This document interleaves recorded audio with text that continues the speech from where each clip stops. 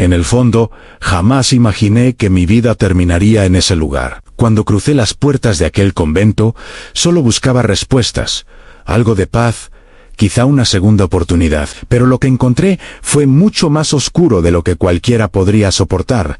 Secretos, silencios, rituales, y una verdad tan peligrosa que casi me cuesta la vida. Porque sí, estuve a punto de ser enterrado vivo. Si aquella monja no hubiera intervenido esa noche, hoy estaría bajo tierra y mi historia se habría perdido con mi último aliento. Todo comenzó con una crisis de fe. Llevaba años sirviendo en distintas parroquias, haciendo misiones, predicando en pueblos olvidados, y sin embargo, algo dentro de mí se rompió.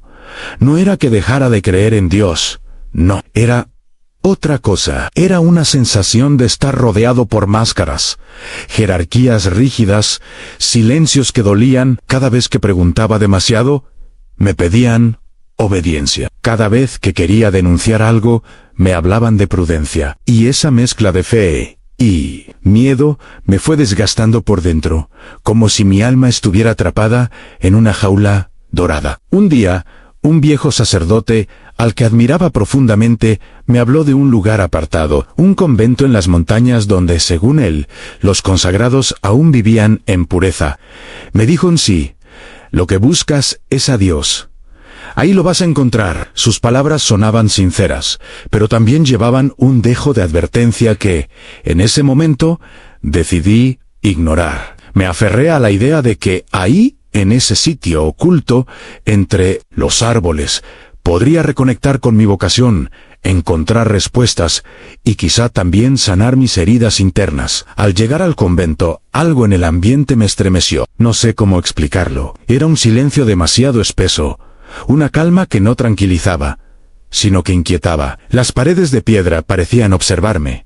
Los ojos de algunos religiosos evitaban los míos. Me recibieron con amabilidad, sí, pero una amabilidad que no se sentía del todo humana, como si estuvieran entrenados para sonreír, pero no para sentir. Me asignaron una celda sencilla, me dieron ropa austera y me pidieron que, durante los primeros días, guardara recogimiento y ayuno. A medida que pasaban las horas, empecé a notar cosas extrañas. En la noche, escuchaba pasos por los pasillos, pero cuando abría la puerta, no había nadie. A veces, sentía que alguien me observaba mientras oraba. Y más de una vez, desperté con el corazón acelerado, sin recordar si había tenido una pesadilla o si algo había estado realmente en mi habitación. Pensé que era mi mente jugándome una mala pasada, un efecto del aislamiento, pero no, algo estaba ocurriendo allí, algo que no era de Dios. Intenté hablar con uno de los superiores, pero me respondió con frases evasivas. Me dijo que el enemigo ataca con ilusiones cuando el alma se purifica y que debía resistir.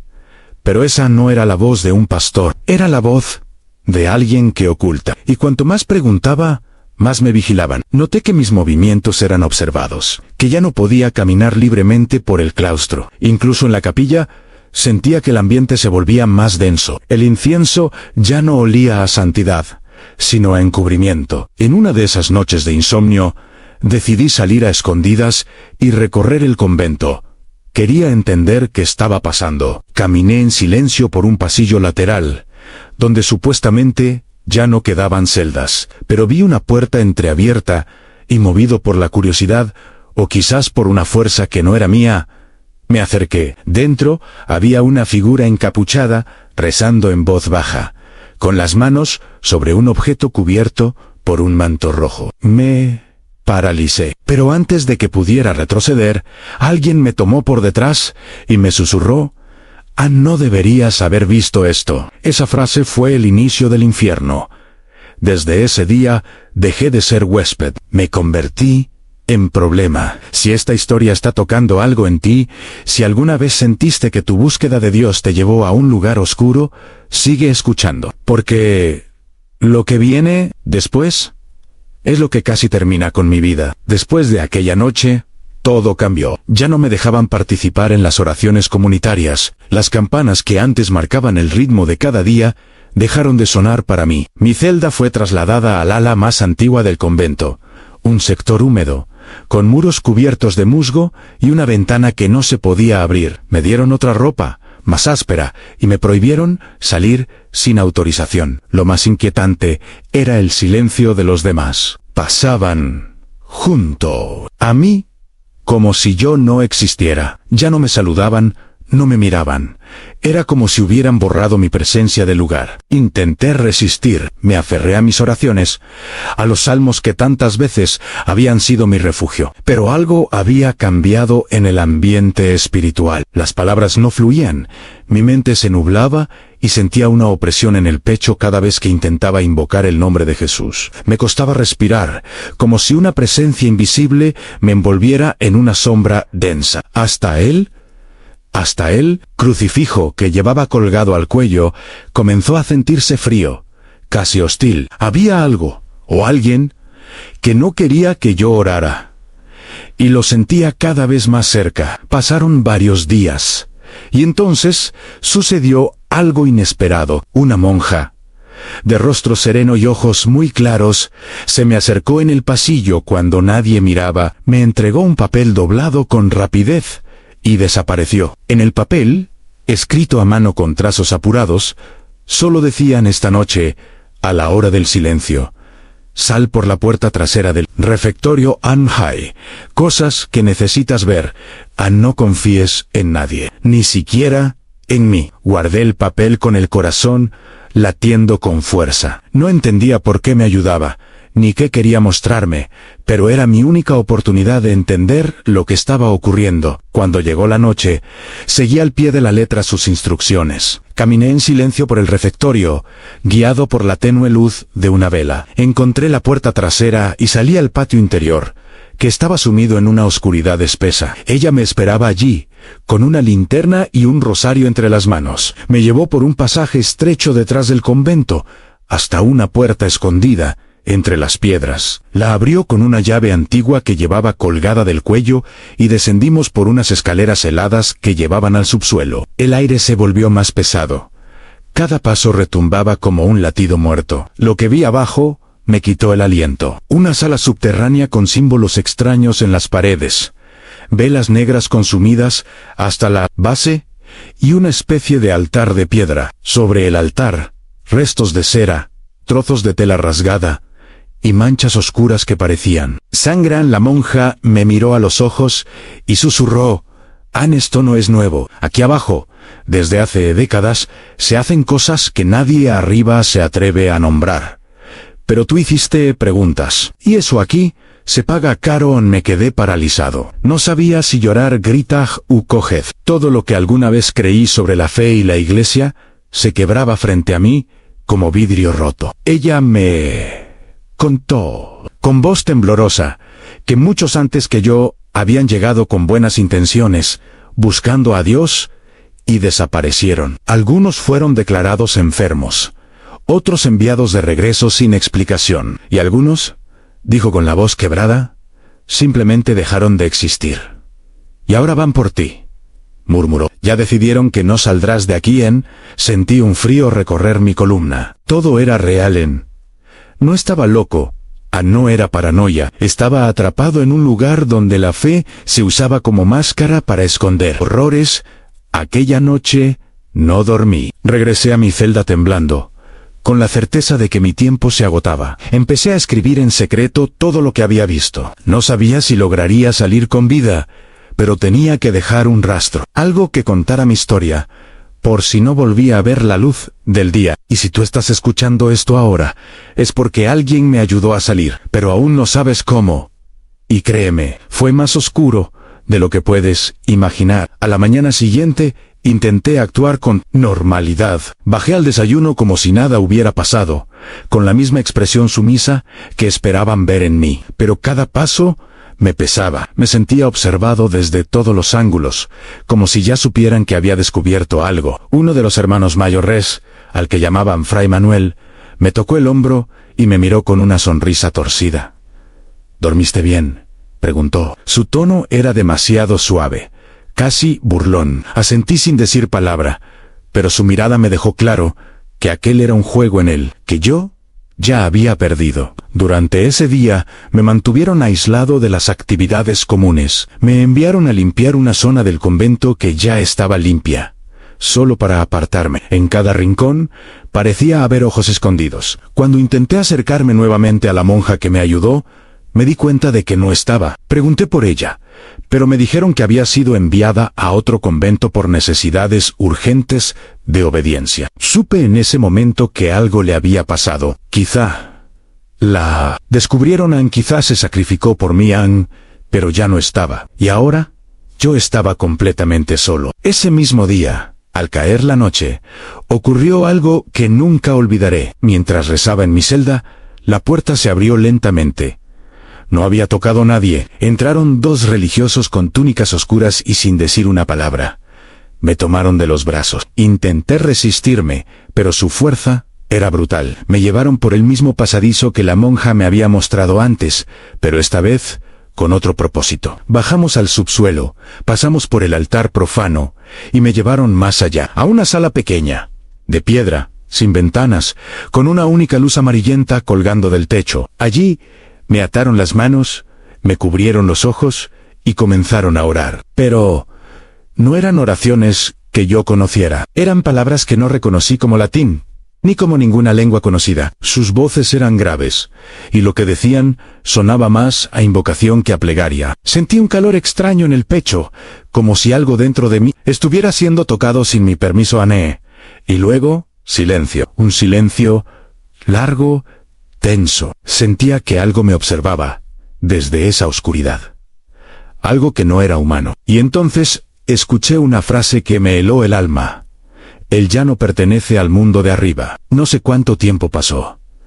Perdí la noción del tiempo en ese cuarto. Cuando volví a abrir los ojos, estaba solo, tendido en el suelo frío, con las manos libres, pero con el cuerpo exhausto. Había marcas en mis muñecas, y un sabor metálico en la boca. Intenté orar, pero mi voz no salía. Era como si algo dentro de mí se hubiera apagado. Me arrastré hasta la puerta, pero estaba cerrada.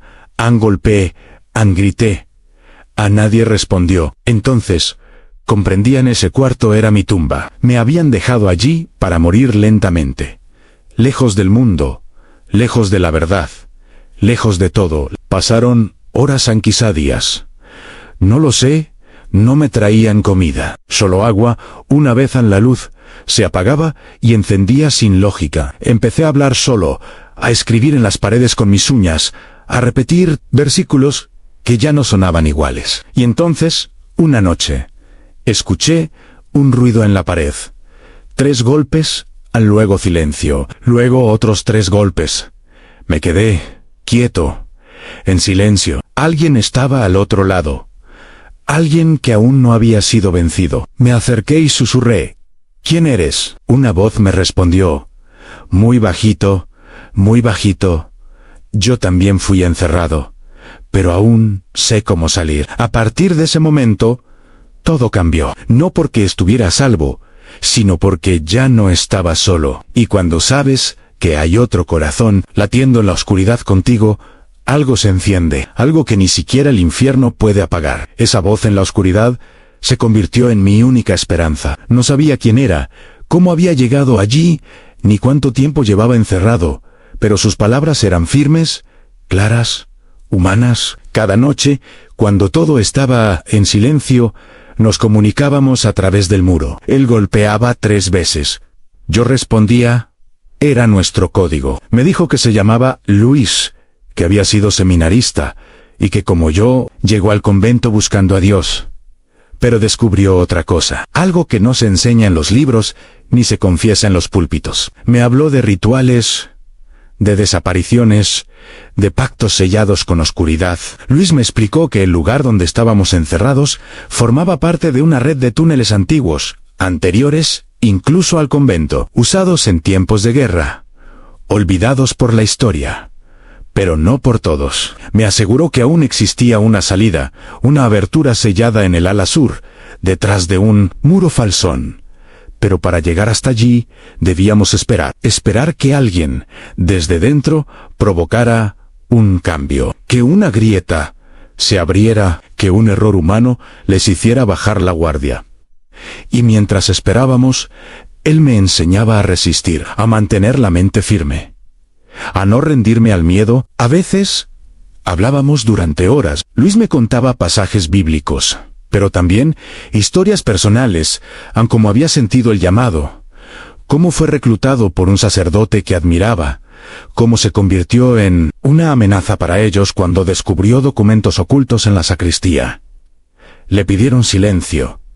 Él eligió verdad, y por eso fue encerrado. Me decía que muchos otros habían sido eliminados de formas más sutiles, con accidentes, traslados forzados, diagnósticos psiquiátricos. Lo que hacían conmigo era apenas la versión más cruda, porque ya no temían que yo hablara. Pensaban que nadie me escucharía jamás. Un día, escuchamos pasos a muchos comba, y un murmullo que se acercaba. Era diferente. No eran oraciones, eran voces nerviosas, rápidas, como si algo hubiese salido mal. Me acurruqué en el rincón más oscuro de la celda. Escuché que alguien decía: no lo encuentran. La celda estaba vacía. Era sobre mí. Habían ido a buscarme, y yo no estaba donde me dejaron. Se confundieron de puerta. Eso nos dio ventaja. Luis golpeó 3 veces esa noche, pero esta vez más fuerte. Me dijo: mañana es ahora o nunca. Ellos creen que te perdiste. No sospechan que aún estás vivo aquí abajo. Esa noche, casi no. Dormí en oré, como no lo hacía desde hacía semanas. Y por primera vez, sentí que Dios no me había abandonado, que en medio del horror, aún había una salida. Al amanecer, Luis me indicó dónde empujar. Con esfuerzo, logré mover una piedra que parecía parte del muro. Detrás, un pasaje angosto. Nos arrastramos por ahí, uno detrás del otro, entre polvo, telarañas y aire viciado. Cada metro era una batalla. El túnel parecía infinito, hasta que vimos una luz tenue filtrarse desde arriba. Una rendija en la piedra. Luis murmuró: es la trampilla del antiguo depósito, pero solo se abre desde fuera. Intentamos empujar, gritar, mover piedras. Nada funcionó. Entonces, tomé el crucifijo que aún colgaba de mi cuello, lo levanté hacia la luz y empecé a orar en voz alta. No por mí, por todos los que habían sido silenciados antes, por los que aún estaban atrapados, por Luisan, por la monja que me salvó. Fue una oración desesperada, sin adornos, solo verdad. Y en medio de esa súplica, escuchamos un crujido. Alguien arriba se detuvo, silencio. Luego, pasos, y finalmente, la trampilla se abrió. Una silueta apareció contra la luz. No sabíamos si era amigo o enemigo, pero era nuestra única oportunidad. No te imaginas lo que pasó después, ni quién era esa figura. Pero a partir de ahí, la historia tomó un rumbo que ni yo habría creído si no lo hubiera vivido. La figura que apareció sobre nosotros era una joven novicia. Su rostro estaba cubierto parcialmente por el velo, pero sus ojos hablaban de algo más, profundo, a miedo, compasión y determinación. No dijo una palabra, simplemente extendió la mano, nos ayudó a subir uno por uno, y luego volvió a cerrar la trampilla como si nada hubiera pasado. Nos llevó por un pasillo oculto entre 2 paredes falsas, y nos hizo entrar en una habitación vacía, con una cruz de madera tallada y una lámpara de aceite. Cerró la puerta, respiró hondo y nos miró. No tenemos mucho tiempo, susurró. Los superiores ya sospechan. Nos explicó que había leído los cuadernos de una monja desaparecida, la misma que me había ayudado al principio. Descubrió que algo turbio sucedía en los niveles inferiores del convento, y desde entonces comenzó a investigar en secreto. Cuando se enteró de que yo había sido encerrado, y que alguien más, Luis, aún estaba con vida, decidió intervenir. Su nombre era Sor Catalina, y llevaba menos de 2 años en el convento. No entiendo todo lo que ocurre aquí, nos dijo, pero esto no es de Dios. Yo no puedo quedarme en silencio sabiendo que hay hermanos muriendo en los túneles. Luis y yo apenas podíamos articular palabras. No sabíamos en quién confiar, pero sus gestos eran sinceros, y además, no teníamos otra opción. Ella nos dio pan seco, un poco de agua, y nos mostró el plan. Había un camino de salida que solo se abría en las noches de lluvia, cuando la vigilancia se relajaba. Aquel día, el cielo anunciaba tormenta. Esta noche, los llevaré por el jardín de las tumbas. Hay un muro bajo, cubierto de hiedra. Si logran pasar, el bosque está del otro lado. Desde ahí, cada paso depende de ustedes, Ana, sentimos. Era arriesgado, pero era eso, o volver a morir en vida. Mientras esperábamos la noche, Sor Catalina nos confesó algo más. Dijo que varios miembros del clero sabían lo que ocurría, que no era un secreto oculto solo entre los muros del convento. Algunos protegían el silencio por miedo, otros porque formaban parte de algo más grande, una red de oscuridad disfrazada de santidad. La Iglesia no es esto, murmuró. Pero esto existe dentro de ella. Sus palabras me hicieron temblar. No quería creerlo, pero todo lo vivido, todo lo visto, todo lo sufrido, me gritaba que sí, que había una enfermedad creciendo bajo la túnica de la fe. Esa noche, la lluvia llegó como promesa. Fuertes truenos golpeaban el cielo. Catalina nos condujo en silencio por pasadizos estrechos hasta el jardín. Cruzamos entre tumbas antiguas, lápidas cubiertas de maleza, y finalmente llegamos al muro. Ella nos ayudó a escalar. Luis, aunque débil, logró pasar. Yo lo seguí. Pero en el último instante, cuando quise extender la mano para ayudar a Catalina, ella retrocedió. Si me voy ahora, me buscarán. No podré proteger a los otros. Alguien tiene que quedarse para seguir hablando por los que ya no pueden. Quise insistir, pero me dijo algo que nunca olvidaré en Si tú sales. Ya no pueden callarnos. Corrimos, sin mirar atrás. Atravesamos el bosque empapados, respirando tierra y libertad. El miedo aún nos perseguía, pero la esperanza era más fuerte. Caminamos durante horas hasta encontrar una carretera. Nadie nos creyó al principio. Nos llamaron locos, exagerados, resentidos, pero poco a poco, lo que llevábamos escrito, los nombres, las pruebas, empezaron a abrir grietas en el silencio. Luis encontró un refugio en el sur en yo. Decidí hablar. Decidí contar esta historia, porque si hay algo que aprendí en ese lugar, es que la verdad duele, pero el silencio mata, y todavía no sabes lo que pasó después. Porque cuando pensaba que todo había terminado, recibí una carta, y todo volvió a comenzar. La carta llegó un lunes por la mañana, sin remitente, escrita a mano, con tinta negra, y un solo nombre en él, sobre en el mío. La abrí con cautela, aún con la sensación de que alguien me seguía. El papel tenía un olor antiguo, como sacado de un archivo olvidado. El mensaje era breve, apenas dos frases. El silencio no ha terminado. Hay más abajo en sí. ¿Aún crees en lo que viste? Vuelve, pero esta vez no vengas solo. Me quedé paralizado. Habían pasado ya varios meses desde la fuga, y todo en mí intentaba cerrar esa etapa. Pero esa carta lo abría todo de nuevo, como una herida mal cicatrizada. No sabía si era una trampa, un intento de hacerme caer, o si venía de Catalina. No había forma de confirmarlo, pero algo en mi interior me empujaba a no ignorarla. Mostré la carta a Luis, quien, con los ojos bajos, me dijo sabía que esto no había terminado. Ellos no te sueltan así de fácil. Intentamos acudir a algunas autoridades eclesiásticas, pero la respuesta fue tibia. Silencios, evasivas, sugerencias de dar vuelta a la página. Nadie quería involucrarse. Entonces entendí que, si volvía, debía hacerlo por los que aún estaban allá abajo. Y para eso, necesitaba aliados, gente que no tuviera miedo de ver la verdad. Fue así como comencé a reunir un pequeño grupo de personas, periodistas independientes, exreligiosos, que también habían sufrido abusos, investigadores de archivos, e incluso una psicóloga que atendía casos de trauma en comunidades religiosas. Les compartí mi historia con todos los detalles, les mostré documentos, fotos, mapas trazados de memoria. Muchos dudaron, otros se marcharon, pero algunos se quedaron, y fue con ellos que trazamos el plan a volver al convento, infiltrarnos por el mismo túnel de salida y documentar todo. Esta vez, con cámaras. Esta vez, con pruebas. Esta vez, para que nadie pudiera negar lo que ocurría allí. Esperamos semanas para elegir el momento exacto. Finalmente, Llegó la noche ideal, una tormenta igual a la anterior. El mismo acceso, los mismos pasos, la misma tensión. Entramos en silencio, con los corazones latiendo al ritmo del miedo, y al llegar a la trampilla, algo nos detuvo.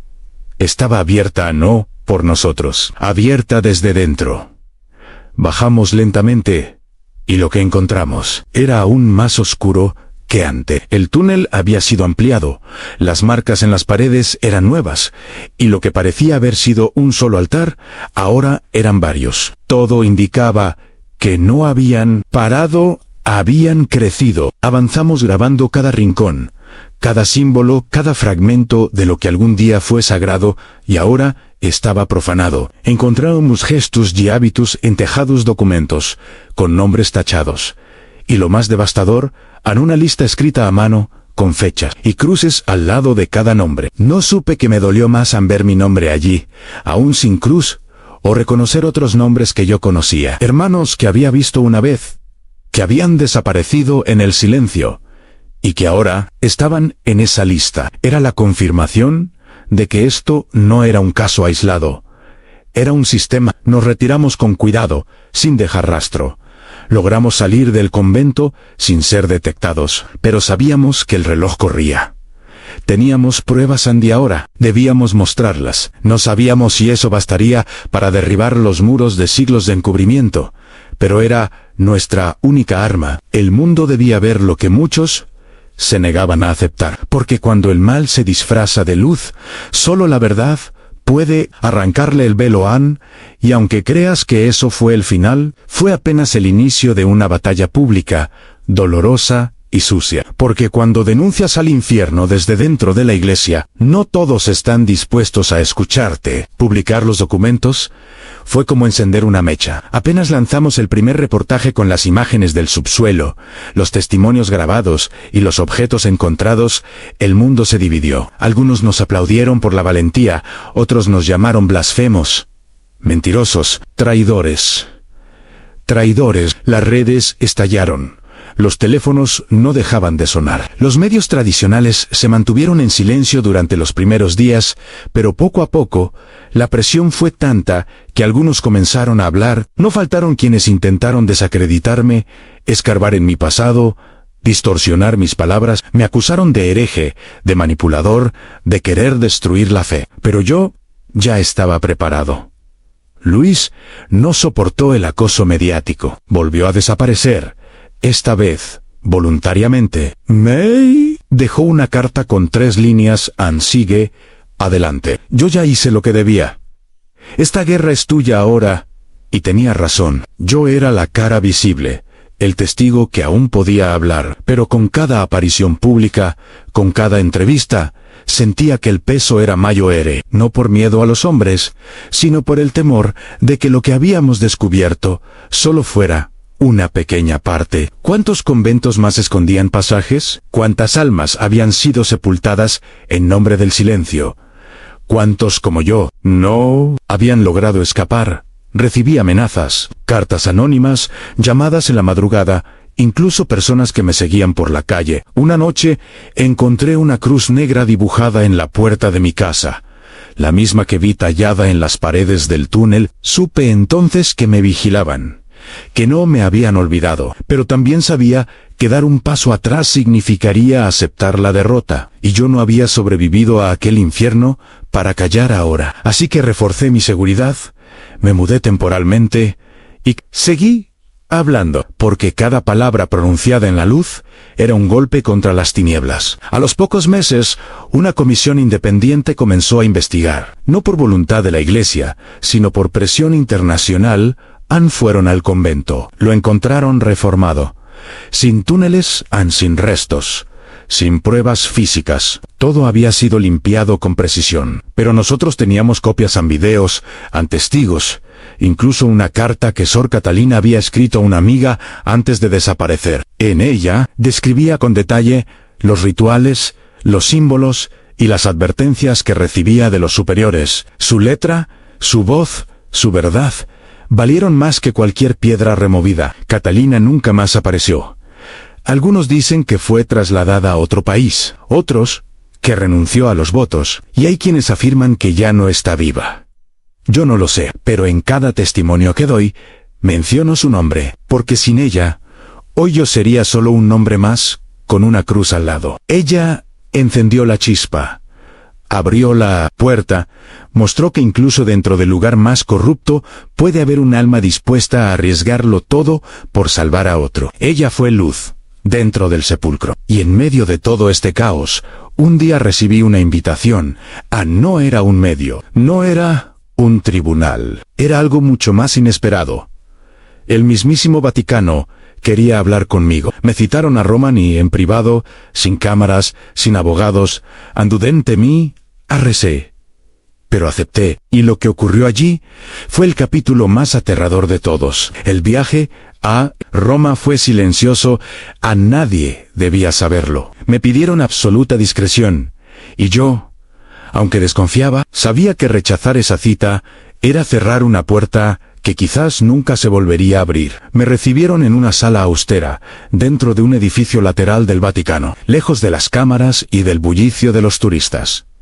No había cruz dorada, ni vitrales coloridos, ni incienso, solo una mesa de madera, 2 sillas, y un hombre vestido de negro con una carpeta en la mano no se presentó. Solo me miró fijo y dijo: sabemos que lo que denuncias tiene partes ciertas, pero no todo puede salir a la luz. Me ofrecieron silencio a cambio de protección. Me prometieron que algunos responsables serían apartados discretamente, que ciertas estructuras internas serían modificadas, pero a condición de que yo dejara de hablar públicamente, que retirara mis entrevistas, que entregara los archivos originales. La Iglesia ya ha pasado por demasiadas crisis, me dijo el hombre, y si usted de verdad ama a Dios, no querrá ser responsable de la caída de la fe de millones en mí.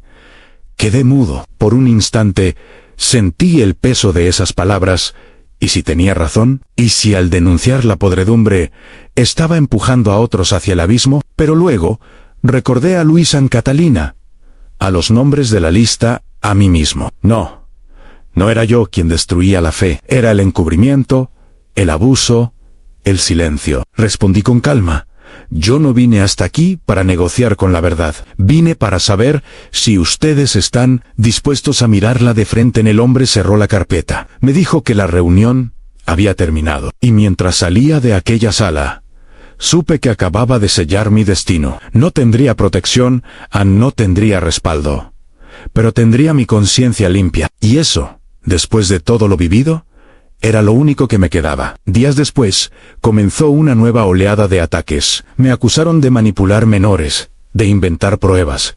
Incluso filtraron partes de mi vida personal que habían sido distorsionadas. Para dañarme, intentaron ensuciar mi nombre, desacreditar cada palabra que había dicho. Algunos amigos se alejaron, otros me dieron la espalda, y hubo noches en las que lloré solo, preguntándome si había valido la pena. Pero cada vez que dudaba, llegaban mensajes en cartas, correos en voces anónimas, que decían: gracias por hablar. Yo también viví algo parecido. Nunca tuve el valor. Esas voces me sostenían. Con el tiempo, otros comenzaron a alzar la voz. Testimonios de diferentes países, historias similares, estructuras repetidas. Las grietas comenzaron a hacerse visibles en todo el mundo, y aunque muchos seguían negándolo, ya era imposible taparlo todo. Se crearon espacios de apoyo para víctimas, comunidades de fe independientes, investigaciones civiles. La batalla era dura, lenta, dolorosa, pero ya no estaba solo. Y lo que empezó con una monja que me dejó una nota en un pasillo, ahora era un movimiento. Pero aún faltaba algo. Había una última verdad que yo no había contado, algo que guardé para mí, porque incluso ahora, después de todo lo revelado, hay detalles que dan miedo solo de pensarlos. Y uno de ellos fue lo que encontré dentro de un libro viejo que robé del convento la noche de la fuga. Algo que, hasta hoy, nadie más ha visto. Aquel libro estaba encuadernado en cuero oscuro, con letras grabadas en una lengua que no reconocí de inmediato. Lo tomé, casi por instinto. En medio del caos de la fuga, estaba en un estante oculto tras una cortina vieja. junto a otros textos, cubiertos de polvo y telarañas. No lo abrí hasta semanas después. Ya en un lugar seguro, recuerdo que mis manos temblaban mientras pasaba las páginas. No era un libro litúrgico, ni un manual teológico. Era un diario, un registro antiguo, escrito por uno de los fundadores del convento, fechado más de un siglo atrás. Las primeras páginas hablaban de prácticas de aislamiento, de penitencia extrema, de oración sin descanso. Pero poco a poco, el tono cambiaba. Comenzaba a hablar de puertas invisibles, de ritos de purificación por debajo de la tierra, de vocaciones escogidas para el sacrificio silencioso. Me costaba creer lo que leía. El autor no solo justificaba los túneles y las habitaciones ocultas, sino que los describía como parte de una dimensión superior de fe, donde el dolor era camino y el silencio virtud. Pero lo más perturbador estaba al final, un juramento, firmado con sangre por más de 20 religiosos, todos nombres reales, algunos aún activos en la iglesia. Supe entonces que no se trataba solo de un convento aislado, ni de un grupo extraviado. Esto era un legado, una doctrina secreta, transmitida en las sombras, justificada con textos manipulados y protegida por quienes, supuestamente, debían cuidar de las almas. Guardé el libro en una caja fuerte. Nunca lo mostré públicamente, no por miedo, sino porque aún no encontré el lugar ni el momento adecuados. ¿Quién podría creerlo sin pensar que es una locura? Pero sé que ese libro es la prueba más contundente de todo. Más que las fotos, más que los videos, es la raíz del veneno. Con ese descubrimiento, entendí que la lucha no era solo contra individuos, sino contra una estructura espiritual pervertida. Una corriente escondida bajo el nombre de Dios me hizo replantearme todo mi vocación, mi fe, mi propia relación con lo divino. ¿Cómo creer después de ver tanto horror? ¿Cómo orar sin recordar los pasillos oscuros, las voces susurrando en lenguas muertas, los rostros que desaparecieron sin dejar rastro? Pasé noches enteras en silencio, sin poder pronunciar el nombre de Jesús, sin que me temblara la voz. Pero incluso en ese abismo, una certeza me sostenía en Dios. No tiene nada que ver con lo que hicieron en su nombre. Con el tiempo, mi voz encontró otro tono. Ya no era la del joven idealista que quería cambiar el mundo desde dentro. Era la de un sobreviviente, un testigo, un hombre herido, pero aún de pie. Empecé a hablar en colegios, universidades, centros de formación, no para destruir la fe, sino para rescatarla de la manipulación, para que nadie más pasara por lo que yo viví, y para que cada monja, cada seminarista, cada alma buena atrapada en una estructura enferma, supiera que no estaba sola, en que hay salida, que el silencio no tiene la última palabra. Hoy, mientras grabo este relato, sé que hay quienes aún me buscan, que hay puertas cerradas que nunca podré volver a cruzar. Pero también sé que Catalina estaría orgullosa, que Luis, desde donde esté, sabría que seguimos adelante, y que cada palabra que ahora tú escuchas es una pequeña luz encendida en medio de esa oscuridad. Pero antes de cerrar esta historia, aún tengo algo que decir. Una verdad que guardé hasta el final, una confesión que nunca imaginé hacer. Nunca hablé de esto públicamente, nunca lo incluí en entrevistas, ni lo mencioné en conferencias, porque hay cosas que, incluso cuando sobrevives, te siguen quemando por dentro. Pero llegó el momento. Lo que voy a decir ahora no es para escandalizar, ni para generar lástima. Es porque ya no puedo seguir viviendo con esta carga en silencio. Durante los días en que estuve encerrado, cuando ya no comía ni dormía, hubo un momento, uno solo, en el que sentí que mi alma abandonaba mi cuerpo. No fue una metáfora, fue real. Vi desde arriba mi cuerpo tirado en el suelo, vi el cuarto, vi la oscuridad, y también vi a otros.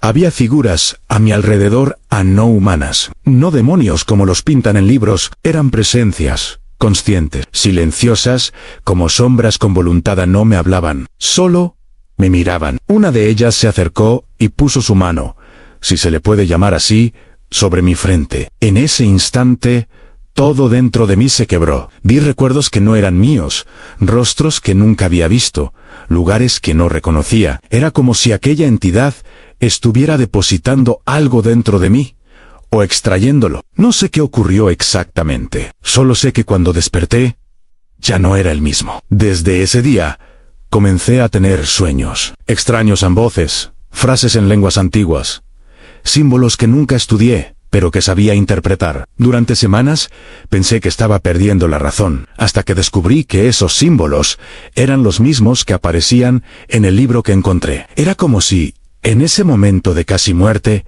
alguien o algo me hubiera marcado. No con fuego ni con tinta, con conocimiento, con algo que no pedí, pero que ahora cargo. Y por mucho tiempo, eso me dio miedo. Pero hoy entiendo que tal vez fue la forma en la que Dios me permitió sobrevivir, no para huir, sino para denunciar. Con el paso del tiempo, fui encontrando otros como yo, personas que habían pasado por experiencias similares en distintos contextos. Y aunque cada historia era distinta, había un hilo común.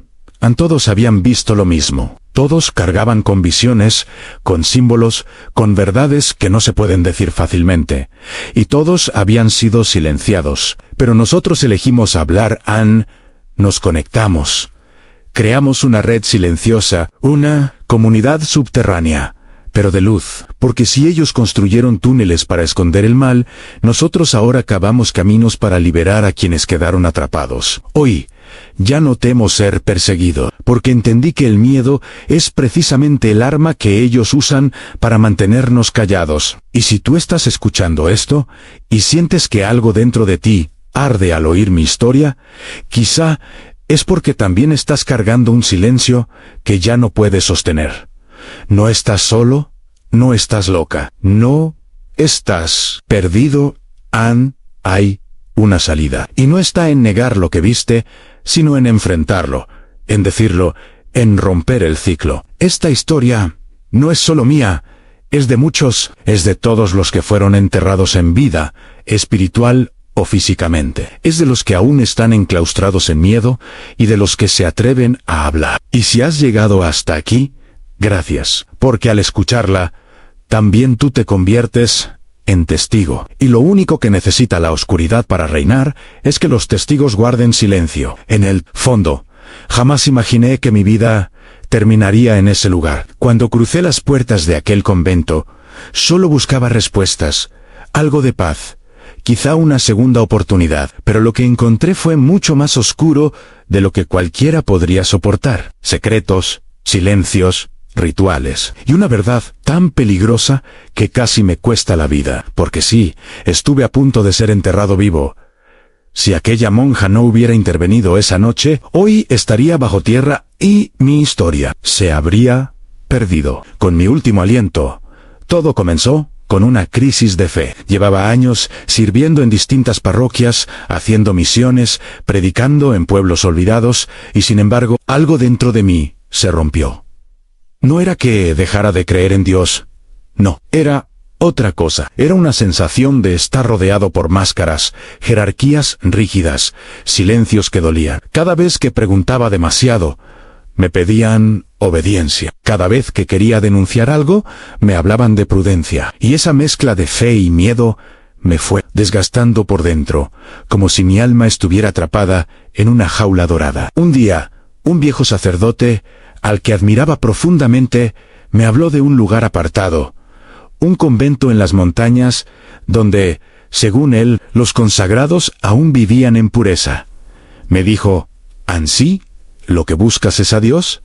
Ahí lo vas a encontrar. Sus palabras sonaban sinceras, pero también llevaban un dejo de advertencia que, en ese momento, decidí ignorar. Me aferré a la idea de que ahí, en ese sitio oculto entre los árboles, podría reconectar con mi vocación, encontrar respuestas, y quizá también sanar mis heridas internas. Al llegar al convento, algo en el ambiente me estremeció.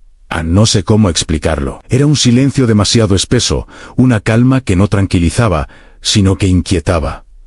Las paredes de piedra parecían observarme. Los ojos de algunos religiosos evitaban los míos. Me recibieron con amabilidad, sí, pero una amabilidad que no se sentía del todo humana, como si estuvieran entrenados para sonreír, pero no para sentir. Me asignaron una celda sencilla, me dieron ropa austera y me pidieron que, durante los primeros días, guardara recogimiento y ayuno. A medida que pasaban las horas, empecé a notar cosas extrañas. En la noche, escuchaba pasos por los pasillos, pero cuando abría la puerta, no había nadie. A veces sentía que alguien me observaba mientras oraba, y más de una vez desperté con el corazón acelerado, sin recordar si había tenido una pesadilla o si algo había estado realmente en mi habitación. Pensé que era mi mente jugándome una mala pasada, un efecto del aislamiento, pero algo estaba ocurriendo allí, algo que no era de Dios.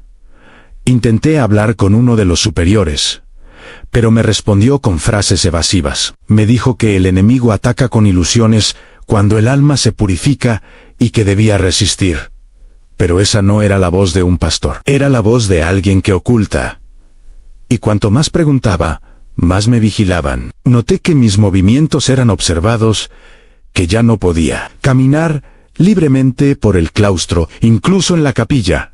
Sentía que el ambiente se volvía más denso. El incienso ya no olía a santidad, sino a encubrimiento. En una de esas noches de insomnio, decidí salir a escondidas y recorrer el convento. Quería entender qué estaba pasando. Caminé en silencio por un pasillo lateral, donde supuestamente ya no quedaban celdas. Pero vi una puerta entreabierta y, movido por la curiosidad o quizás por una fuerza que no era mía, me acerqué. Dentro había una figura encapuchada rezando en voz baja, con las manos sobre un objeto cubierto por un manto rojo. Me paralicé. Pero antes de que pudiera retroceder, alguien me tomó por detrás y me susurró: no deberías haber visto esto. Esa frase fue el inicio del infierno.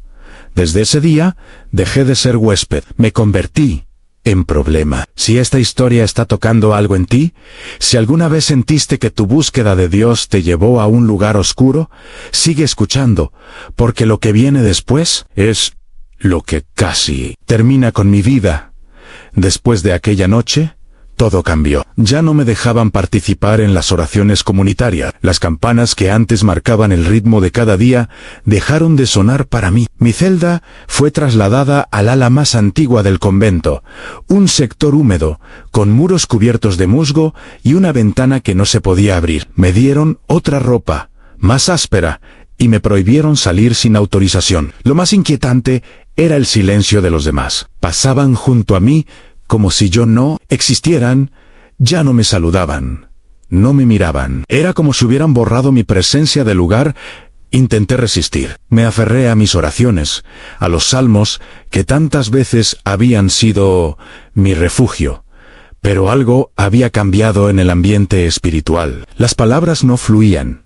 Mi mente se nublaba, y sentía una opresión en el pecho cada vez que intentaba invocar el nombre de Jesús. Me costaba respirar, como si una presencia invisible me envolviera en una sombra densa. Hasta el crucifijo que llevaba colgado al cuello comenzó a sentirse frío, casi hostil. Había algo, o alguien, que no quería que yo orara, y lo sentía cada vez más cerca. Pasaron varios días, y entonces sucedió algo inesperado. Una monja, de rostro sereno y ojos muy claros, se me acercó en el pasillo cuando nadie miraba. Me entregó un papel doblado con rapidez y desapareció. En el papel, escrito a mano con trazos apurados, solo decía: esta noche, a la hora del silencio, sal por la puerta trasera del refectorio. Hay cosas que necesitas ver. No confíes en nadie, ni siquiera en mí. Guardé el papel con el corazón latiendo con fuerza. No entendía por qué me ayudaba, ni qué quería mostrarme, pero era mi única oportunidad de entender lo que estaba ocurriendo. Cuando llegó la noche, seguí al pie de la letra sus instrucciones. Caminé en silencio por el refectorio, guiado por la tenue luz de una vela. Encontré la puerta trasera y salí al patio interior, que estaba sumido en una oscuridad espesa. Ella me esperaba allí, con una linterna y un rosario entre las manos. Me llevó por un pasaje estrecho detrás del convento, hasta una puerta escondida entre las piedras. La abrió con una llave antigua que llevaba colgada del cuello y descendimos por unas escaleras heladas que llevaban al subsuelo. El aire se volvió más pesado. Cada paso retumbaba como un latido muerto. Lo que vi abajo me quitó el aliento. Una sala subterránea con símbolos extraños en las paredes, velas negras consumidas hasta la base, y una especie de altar de piedra. Sobre el altar, restos de cera, trozos de tela rasgada y manchas oscuras que parecían sangre en la monja. Me miró a los ojos y susurró: «Ann, esto no es nuevo. Aquí abajo, desde hace décadas, se hacen cosas que nadie arriba se atreve a nombrar. Pero tú hiciste preguntas. Y eso aquí se paga caro». Me quedé paralizado.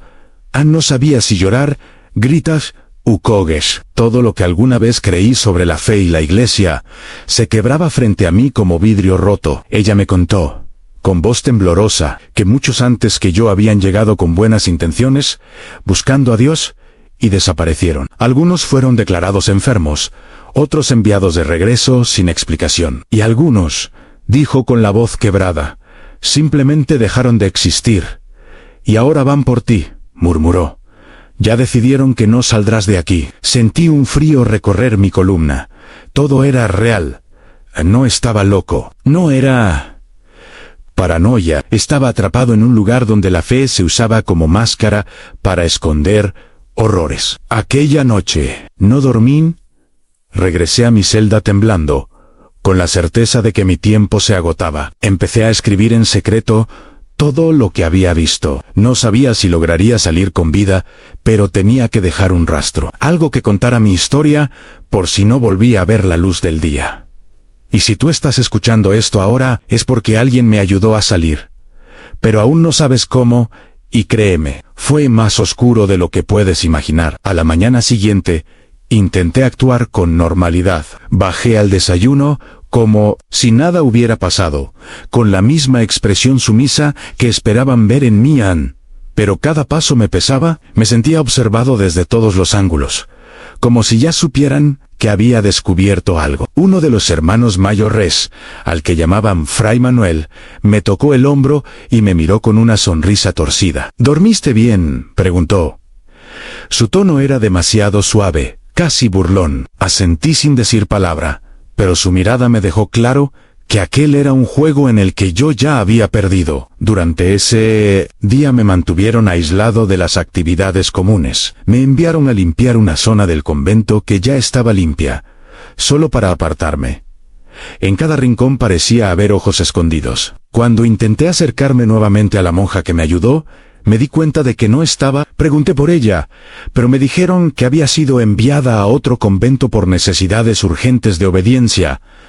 Supe en ese momento que algo le había pasado. Quizá la descubrieron, quizá se sacrificó por mí. Pero ya no estaba Ann, y ahora yo estaba completamente solo. Ese mismo día, al caer la noche, ocurrió algo que nunca olvidaré. Mientras rezaba en mi celda, la puerta se abrió lentamente. No había tocado nadie. Entraron dos religiosos con túnicas oscuras y sin decir una palabra, me tomaron de los brazos. Intenté resistirme, pero su fuerza era brutal. Me llevaron por el mismo pasadizo que la monja me había mostrado antes, pero esta vez con otro propósito. Bajamos al subsuelo, pasamos por el altar profano, y me llevaron más allá, a una sala pequeña, de piedra, sin ventanas, con una única luz amarillenta colgando del techo. Allí me ataron las manos, me cubrieron los ojos y comenzaron a orar. Pero no eran oraciones que yo conociera. Eran palabras que no reconocí como latín,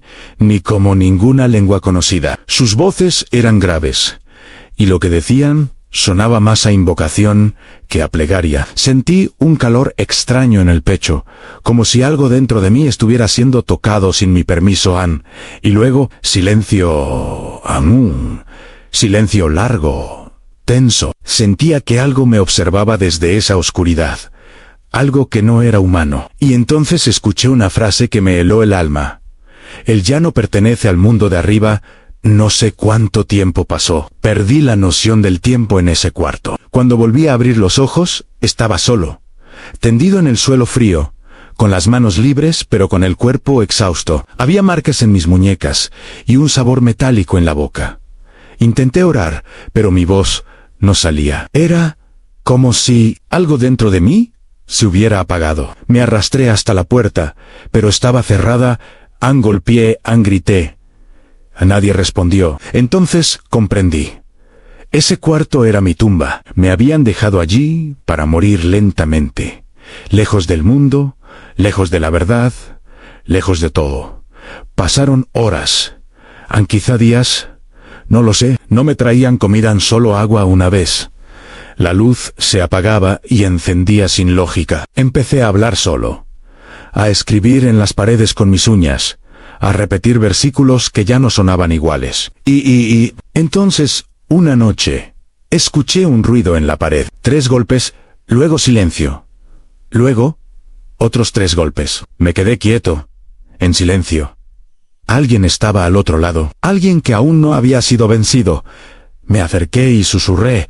¿Quién eres? Una voz me respondió, muy bajito. Yo también fui encerrado, pero aún sé cómo salir. A partir de ese momento, todo cambió. No porque estuviera a salvo, sino porque ya no estaba solo. Y cuando sabes que hay otro corazón latiendo en la oscuridad contigo, algo se enciende en algo que ni siquiera el infierno puede apagar. Esa voz, en la oscuridad, se convirtió en mi única esperanza. No sabía quién era, cómo había llegado allí, ni cuánto tiempo llevaba encerrado. Pero sus palabras eran firmes, claras, humanas. Cada noche, cuando todo estaba en silencio, nos comunicábamos a través del muro.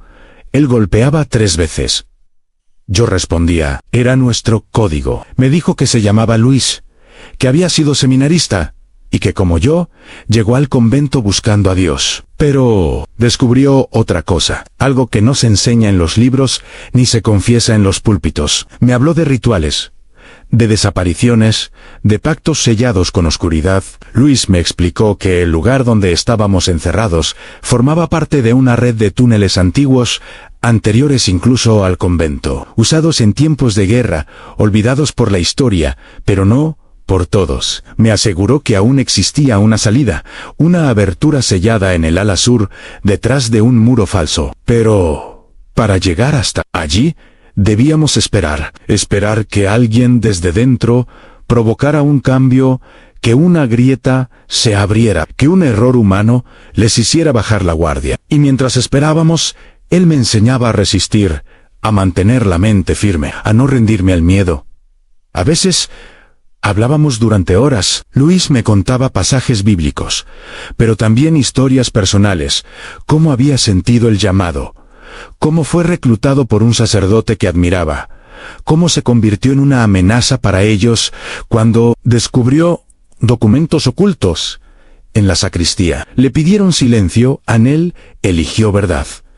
Y por eso fue encerrado. Me decía que muchos otros habían sido eliminados de formas más sutiles, con accidentes, traslados forzados, diagnósticos psiquiátricos. Lo que hacían conmigo era apenas la versión más cruda, porque ya no temían que yo hablara. Pensaban que nadie me escucharía jamás. Un día, escuchamos pasos en muchos y un murmullo que se acercaba. Era diferente. No eran oraciones, eran voces, nerviosas, rápidas, como si algo hubiese salido mal. Me acurruqué en el rincón más oscuro de la celda. Escuché que alguien decía: no lo encuentran.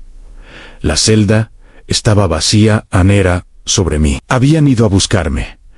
Y yo no estaba donde me dejaron. Se confundieron de puerta. Eso nos dio ventaja. Luis golpeó 3 veces esa noche, pero esta vez más fuerte, y me dijo: mañana. Es ahora o nunca. Ellos creen que te perdiste, no sospechan que aún estás vivo aquí abajo. Esa noche casi no dormí. Oré como no lo hacía desde hacía semanas. Y por primera vez sentí que Dios no me había abandonado, que en medio del horror aún había una salida.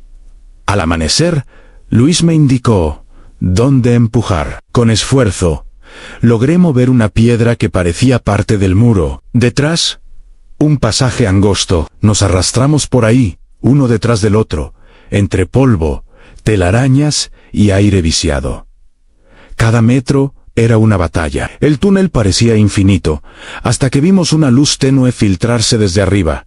Una rendija en la piedra. Luis, murmuró, es la trampilla del antiguo depósito. Pero solo se abre desde fuera. Intentamos empujar, gritar, mover piedras. Nada funcionó. Entonces, tomé el crucifijo que aún colgaba de mi cuello. Lo levanté hacia la luz y empecé a orar en voz alta, no por mí, por todos los que habían sido silenciados antes, por los que aún estaban atrapados, por Luisán, por la monja que me salvó. Fue una oración desesperada, sin adornos, solo verdad. Y en medio de esa súplica, escuchamos un crujido. Alguien arriba se detuvo en silencio, luego pasos, y finalmente, la trampilla se abrió. Una silueta apareció contra la luz. No sabíamos si era amigo o enemigo, pero era nuestra única oportunidad. No te imaginas lo que pasó después, ni quién era esa figura, pero a partir de ahí, la historia tomó un rumbo que ni yo habría creído si no lo hubiera vivido. La figura que apareció sobre nosotros era una joven novicia. Su rostro estaba cubierto parcialmente por el velo, pero sus ojos hablaban de algo más profundo, a miedo, compasión y determinación. No dijo una palabra, simplemente extendió la mano, nos ayudó a subir uno por uno y luego volvió a cerrar la trampilla como si nada hubiera pasado. Nos llevó por un pasillo oculto entre dos paredes falsas y nos hizo entrar en una habitación vacía, con una cruz de madera tallada y una lámpara de aceite.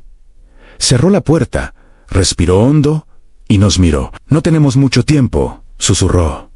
Los superiores ya sospechan. Nos explicó que había leído los cuadernos de una monja desaparecida, la misma que me había ayudado al principio. Descubrió que algo turbio sucedía en los niveles inferiores del convento, y desde entonces comenzó a investigar en secreto. Cuando se enteró de que yo había sido encerrado, y que alguien más, Luis, aún estaba con vida, decidió intervenir. Su nombre era Sor Catalina, y llevaba menos de 2 años en el convento. No entiendo todo lo que ocurre aquí, nos dijo, pero esto no es de Dios.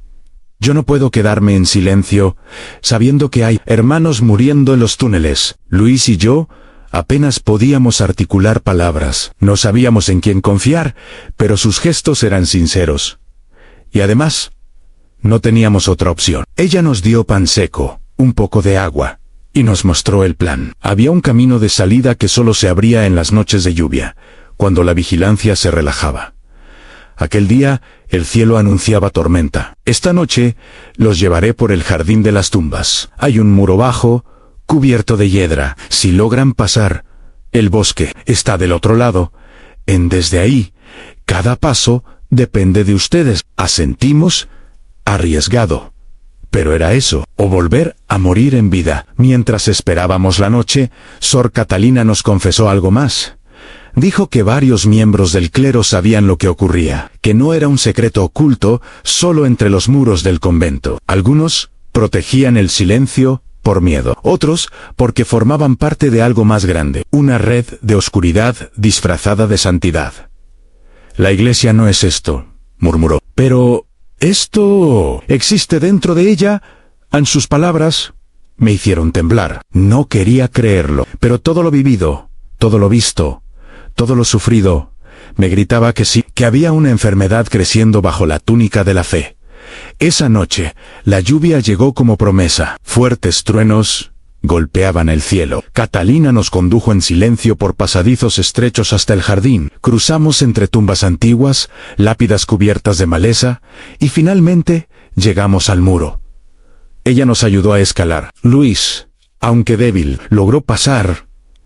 Yo lo seguí, pero en el último instante, cuando quise extender la mano para ayudar a Catalina, ella retrocedió. Si me voy ahora, me buscarán. No podré proteger a los otros. Alguien tiene que quedarse para seguir hablando por los que ya no pueden. Quise insistir, pero me dijo algo que nunca olvidaré. Si tú sales, ya no pueden callarnos. Corrimos sin mirar atrás. Atravesamos el bosque empapados, respirando tierra y libertad. El miedo aún nos perseguía, pero la esperanza era más fuerte. Encaminamos durante horas hasta encontrar una carretera. Nadie nos creyó al principio. Nos llamaron locos, exagerados, resentidos, pero poco a poco, lo que llevábamos escrito, los nombres, las pruebas, empezaron a abrir grietas en el silencio. Luis encontró un refugio en el Suranjo.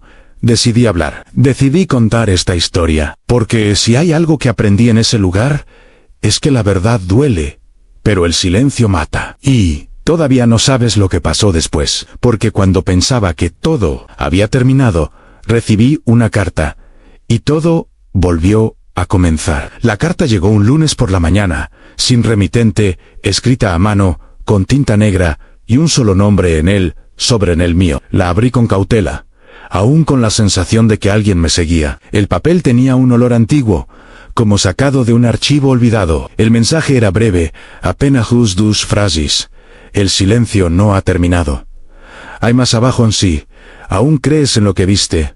Vuelve, pero esta vez no vengas solo. Me quedé paralizado. Habían pasado ya varios meses desde la fuga, y todo en mí intentaba cerrar esa etapa. Pero esa carta lo abría todo de nuevo, como una herida mal cicatrizada. No sabía si era una trampa, un intento de hacerme caer, o si venía de Catalina. No había forma de confirmarlo, pero algo en mi interior me empujaba a no ignorarla. Mostré la carta a Luis, quien, con los ojos bajos, me dijo sabía que esto no había terminado. Ellos no te sueltan así de fácil. Intentamos acudir a algunas autoridades eclesiásticas, pero la respuesta fue tibia. Silencios, evasivas, sugerencias de dar vuelta a la página. Nadie quería involucrarse. Entonces entendí que, si volvía, debía hacerlo por los que aún estaban allá abajo.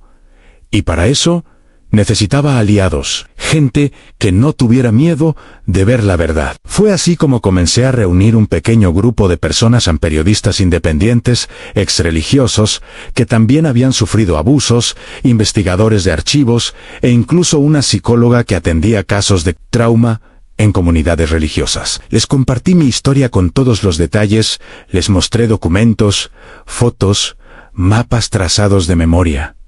Muchos dudaron, otros se marcharon, pero algunos se quedaron, y fue con ellos que trazamos el plan a volver al convento, infiltrarnos por el mismo túnel de salida y documentar todo. Esta vez, con cámaras. Esta vez, con pruebas. Esta vez, para que nadie pudiera negar lo que ocurría allí. Esperamos semanas para elegir el momento exacto. Finalmente, llegó la noche ideal, una tormenta igual a la anterior. El mismo acceso, los mismos pasos, la misma tensión. Entramos en silencio, con los corazones latiendo al ritmo del miedo, y al llegar a la trampilla, algo nos detuvo. Estaba abierta, no por nosotros, abierta desde dentro. Bajamos lentamente, y lo que encontramos era aún más oscuro que antes. El túnel había sido ampliado, las marcas en las paredes eran nuevas, y lo que parecía haber sido un solo altar, ahora eran varios. Todo indicaba que no habían parado, habían crecido. Avanzamos grabando cada rincón, cada símbolo, cada fragmento de lo que algún día fue sagrado y ahora estaba profanado. Encontramos gestos y hábitos en tejados documentos, con nombres tachados.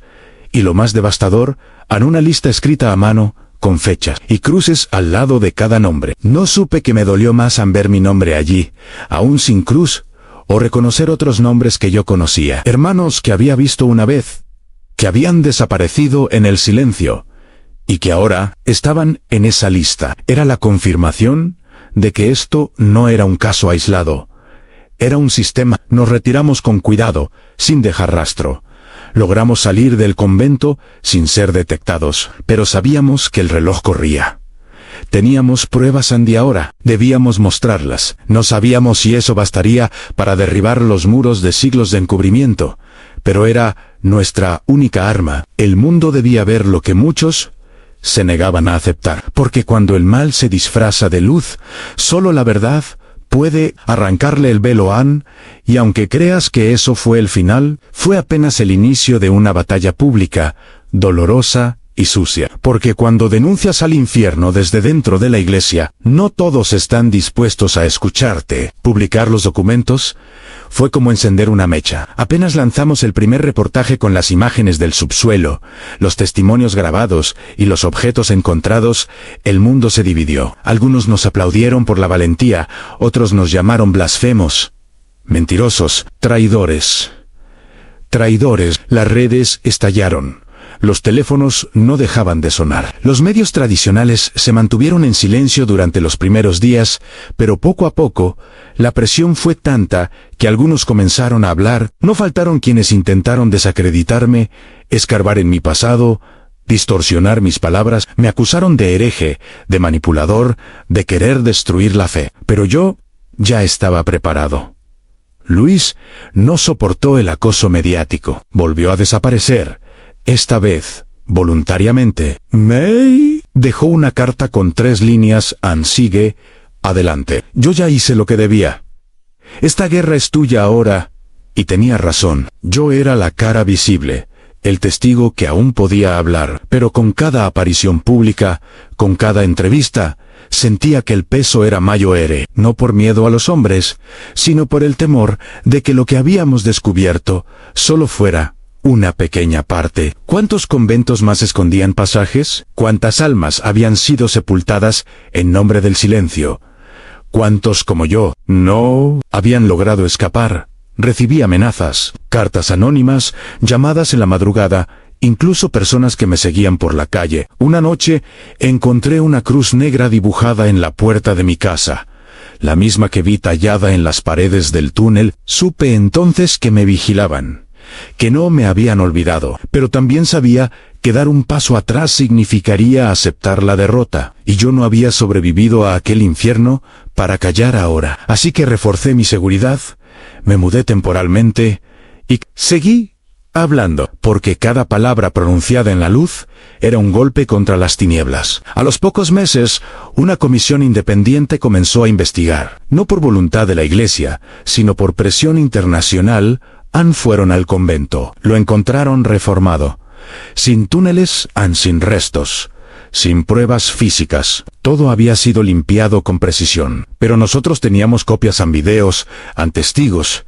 Incluso una carta que Sor Catalina había escrito a una amiga antes de desaparecer. En ella, describía con detalle los rituales, los símbolos y las advertencias que recibía de los superiores. Su letra, su voz, su verdad valieron más que cualquier piedra removida. Catalina nunca más apareció. Algunos dicen que fue trasladada a otro país, otros que renunció a los votos, y hay quienes afirman que ya no está viva.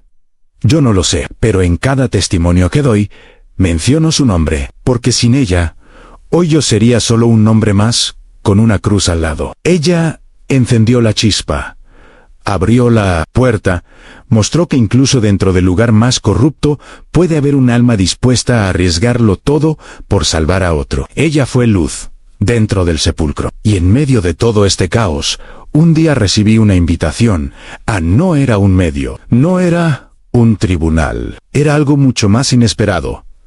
El mismísimo Vaticano quería hablar conmigo. Me citaron a Roma y en privado, sin cámaras, sin abogados. Andudente mí, arrecé. Pero acepté, y lo que ocurrió allí fue el capítulo más aterrador de todos. El viaje a Roma fue silencioso, nadie debía saberlo. Me pidieron absoluta discreción, y yo, aunque desconfiaba, sabía que rechazar esa cita era cerrar una puerta que quizás nunca se volvería a abrir. Me recibieron en una sala austera, dentro de un edificio lateral del Vaticano, lejos de las cámaras y del bullicio de los turistas.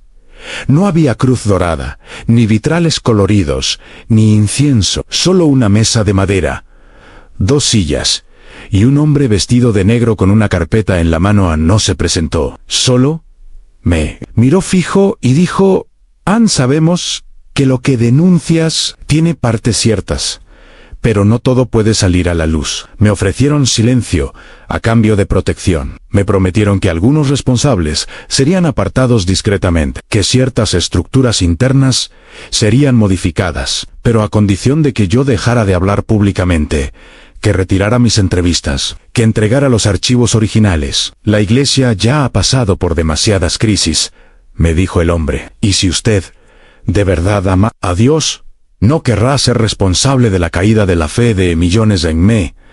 Quedé mudo. Por un instante sentí el peso de esas palabras. ¿Y si tenía razón? ¿Y si al denunciar la podredumbre estaba empujando a otros hacia el abismo? Pero luego recordé a Luis San Catalina, a los nombres de la lista, a mí mismo. No era yo quien destruía la fe. Era el encubrimiento, el abuso, el silencio. Respondí con calma. Yo no vine hasta aquí para negociar con la verdad. Vine para saber si ustedes están dispuestos a mirarla de frente. El hombre cerró la carpeta. Me dijo que la reunión había terminado. Y mientras salía de aquella sala, supe que acababa de sellar mi destino. No tendría protección, no tendría respaldo. Pero tendría mi conciencia limpia. Y eso, después de todo lo vivido, era lo único que me quedaba. Días después, comenzó una nueva oleada de ataques. Me acusaron de manipular menores, de inventar pruebas. Incluso filtraron partes de mi vida personal que habían sido distorsionadas para dañarme. Intentaron ensuciar mi nombre, desacreditar cada palabra que había dicho. Algunos amigos se alejaron, otros me dieron la espalda. Y hubo noches en las que lloré solo, preguntándome si había valido la pena. Pero cada vez que dudaba, llegaban mensajes, cartas, correos, voces anónimas que decían, gracias por hablar. Yo también viví algo parecido. Nunca tuve el valor. Esas voces me sostenían. Con el tiempo, otros comenzaron a alzar la voz. Testimonios de diferentes países, historias similares, estructuras repetidas. Las grietas comenzaron a hacerse visibles en todo el mundo, y aunque muchos seguían negándolo, ya era imposible taparlo todo. Se crearon espacios de apoyo para víctimas, comunidades de fe independientes, investigaciones civiles. La batalla era dura, lenta, dolorosa, pero ya no estaba solo. Y lo que empezó con una monja que me dejó una nota en un pasillo, ahora era un movimiento. Pero aún faltaba algo. Había una última verdad que yo no había contado. Algo que guardé para mí. Porque incluso ahora, después de todo lo revelado, hay detalles que dan miedo solo de pensarlos. Y uno de ellos fue lo que encontré dentro de un libro viejo que robé del convento la noche de la fuga. Algo que, hasta hoy, nadie más ha visto. Aquel libro estaba encuadernado en cuero oscuro, con letras grabadas en una lengua que no reconocí de inmediato. Lo tomé, casi por instinto. En medio del caos de la fuga, estaba en un estante oculto tras una cortina vieja, junto a otros textos, cubiertos de polvo y telarañas. No lo abrí hasta semanas después. Ya en un lugar seguro, recuerdo que mis manos temblaban mientras pasaba las páginas. No era un libro litúrgico, ni un manual teológico. Era un diario, un registro antiguo, escrito por uno de los fundadores del convento, fechado más de un siglo atrás. Las primeras páginas hablaban de prácticas de aislamiento, de penitencia extrema, de oración sin descanso. Pero poco a poco, el tono cambiaba. Comenzaba a hablar de puertas invisibles, de ritos de purificación por debajo de la tierra, de vocaciones escogidas para el sacrificio silencioso. Me costaba creer lo que leía. El autor no solo justificaba los túneles y las habitaciones ocultas, sino que los describía como parte de una dimensión superior de fe, donde el dolor era camino y el silencio virtud. Pero lo más perturbador estaba al final, un juramento, firmado con sangre por más de 20 religiosos. Todos nombres reales, algunos aún activos en la Iglesia. Supe entonces que no se trataba solo de un convento aislado, ni de un grupo extraviado. Esto era un legado, una doctrina secreta, transmitida en las sombras, justificada con textos manipulados y protegida por quienes, supuestamente, debían cuidar de las almas. Guardé el libro en una caja fuerte. Nunca lo mostré públicamente, no por miedo, sino porque aún no encontré el lugar ni el momento adecuados. ¿Quién podría creerlo sin pensar que es una locura? Pero sé que ese libro es la prueba más contundente de todo. Más que las fotos, más que los videos, es la raíz del veneno. Con ese descubrimiento, entendí que la lucha no era solo contra individuos, sino contra una estructura espiritual pervertida. Una corriente escondida bajo el nombre de Dios en mí hizo replantearme todo en mi vocación, mi fe, mi propia relación con lo divino. ¿Cómo creer después de ver tanto horror? ¿Cómo orar sin recordar los pasillos oscuros, las voces susurrando en lenguas muertas, los rostros que desaparecieron sin dejar rastro? Pasé noches enteras en silencio, sin poder pronunciar el nombre de Jesús, sin que me temblara la voz. Pero incluso en ese abismo, una certeza me sostenía en Dios. No tiene nada que ver con lo que hicieron en su nombre. Con el tiempo, mi voz encontró otro tono. Ya no era la del joven idealista que quería cambiar el mundo desde dentro. Era la de un sobreviviente, un testigo, un hombre herido, pero aún de pie. Empecé a hablar en colegios, universidades, centros de formación, no para destruir la fe, sino para rescatarla de la manipulación, para que nadie más pasara por lo que yo viví, y para que cada monja, cada seminarista, cada alma buena atrapada en una estructura enferma supiera que no estaba sola, en que hay salida, que el silencio no tiene la última palabra. Hoy, mientras grabo este relato, sé que hay quienes aún me buscan, que hay puertas cerradas que nunca podré volver a cruzar. Pero también sé que Catalina estaría orgullosa, que Luis, desde donde esté, sabría que seguimos adelante, y que cada palabra que ahora tú escuchas es una pequeña luz encendida en medio de esa oscuridad. Pero antes de cerrar esta historia, aún tengo algo que decir. Una verdad que guardé hasta el final, una confesión que nunca imaginé hacer.